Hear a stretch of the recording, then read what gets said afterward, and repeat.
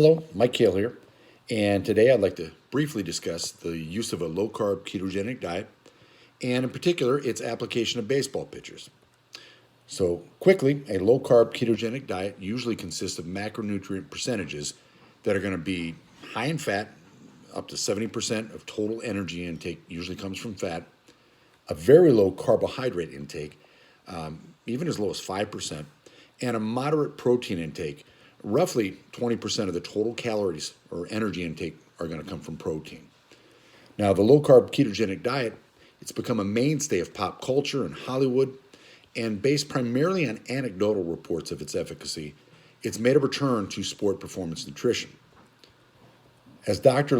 Burke notes, this is in spite of 20 years of evidence, basically 1985 to 2005, which consistently demonstrated an impairment of performance in high-intensity exercise via the downregulation of carbohydrate metabolism. Now, I don't have time to go into any kind of depth on the concepts of time to exhaustion or time to completion. But again, as Burke notes in a 2015 re-examination of the low-carb ketogenic diet, this reemergence of the keto diet has been in spite of a lack of research to actually support the use of this dietary intervention for athletic performance. Burke and Hawley note that the demands of elite sport performance are complex and point out that one of the main goals of a nutritional strategy is to fight fatigue, both muscular fatigue and fatigue of the CNS, the central nervous system. And so fatigue is a major concern for the baseball pitcher. This is a sport which requires high levels, especially the position, high levels of movement skill, sport-specific skill, mental focus, as well as the ability to generate high levels of muscle recruitment and force production to in turn produce velocity via the kinetic chain. Burke and Hawley highlight this mindset that optimal nutrition can beat fatigue. And I like that. Essentially, fatigue is the enemy. And so fatigue for the baseball pitcher not only relates to performance, command, velocity, but also an increased risk of injury. Now, it's often said that carbohydrates mitigate fatigue and enhance work capacity. And so anaerobic sport performance hinges upon carb availability. I like the way that Stepani et al. In 2008 put it, speaking of the nutritional needs of power athletes, quote, optimum carbohydrate stores in the form of muscle and liver glycogen are required for optimal athletic performance. So when considering the bioenergetic demands of a baseball pitcher, especially a closer who comes in and throws with max effort, high velocity, and usually high pressure situations, these athletes rely heavily on the phosphagen energy system, and that's ATP, CP, creatine, phosphate, stored energy. But that's rapidly depleted. Now, starting pitchers, they actually work typically at a faster pace, they throw more total pitches, and so have an even greater involvement of the glycolytic energy pathway. And so either way, these are both anaerobic pathways. Now, on the other hand, recovery between pitches, between innings, even between games, it depends much more so on the anaerobic energy system, but to a lesser extent, carbohydrate and glycolysis. And so again, glycolysis and glycogen is the main energy pathway and the main substrate for high-intensity exercise, which would include a pitcher's resistance training, a bullpen session, skill acquisition, and especially competition. Keep in mind, muscle glycogen depletion appears to significantly affect the type 2 muscle fibers. And so again, this would be a major concern for an anaerobic athlete seeking to develop maximal force in minimal time.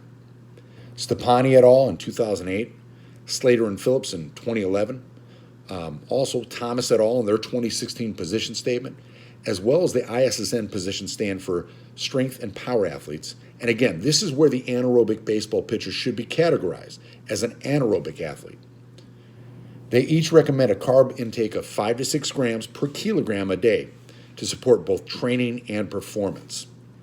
Now, technically, carbohydrates are considered non-essential in that the body can produce glycogen without carbohydrate consumption via gluconeogenesis.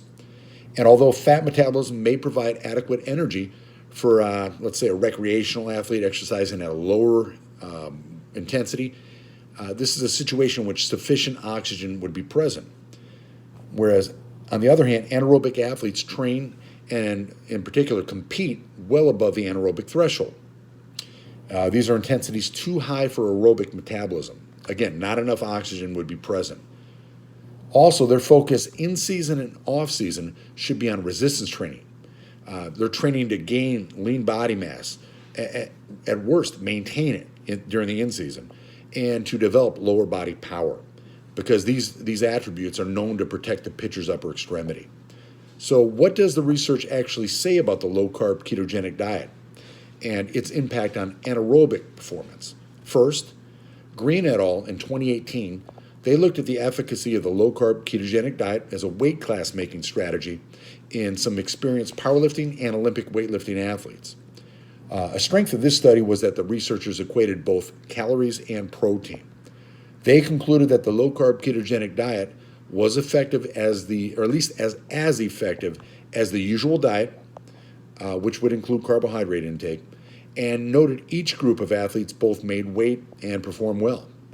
But it is important to note and to actually point out that, first, there was no advantage to the low-carb ketogenic diet, and secondly, these athletes that did this diet, they had a significant loss in lean body mass, at least 2 kilograms, much of which was stored glycogen and water. And obviously, this would be a detriment to a baseball pitcher because momentum, body weight, is a huge factor in velocity. Next, Strobel et al. In 2019, they again investigated the effects of a low-carb ketogenic diet, this time on anaerobic performance using a randomized crossover study. They used both male and female participants. Again, they matched energy intake. Now, to evaluate anaerobic power, a Wingate test was used. They demonstrated, they observed a 7% lower peak power in the low-carb ketogenic group. Ultimately, they concluded that the low-carb ketogenic diet reduced exercise performance in activities that are heavily dependent on anaerobic energy systems. And again, to extrapolate these results, apply them to baseball pitchers, this would be a detriment. McKay et al. In 2019, they conducted a study on a group of professional basketball players to determine the impact of a low-carb ketogenic diet, which would actually be followed by a 1-week carb load. They measured, again, anaerobic performance using a Wingate test. They did it at various stages, first to establish baseline after a conventional diet, then again after a 4-week keto diet, and again finally after a 1-week carb load. The strength of this study would be that it was basically the equivalent of a metabolic ward study. As expected, the 4-week low-carb ketogenic diet significantly decreased total work capacity, which then returned to baseline levels following the carb load. Finally, Burke et al. In 2019, actually as a follow-up to their research in 2017 on elite endurance athletes, demonstrated repeatable results. They got the same results as in 2017, in which a group of athletes became fat-adapted after using a low-carb ketogenic diet. They confirmed, first of all, no detectable benefit to the low-carb intervention as compared to the high-carb strategy.